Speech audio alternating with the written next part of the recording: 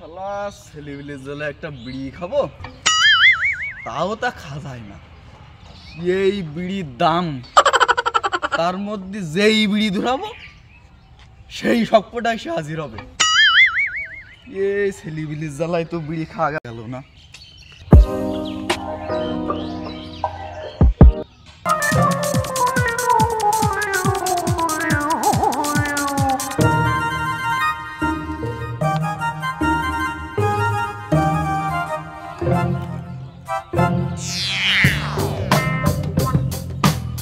ছেলেবিলি কেউ নেই, এবার মনের সুখে একটা বিড়ি খাই নেই।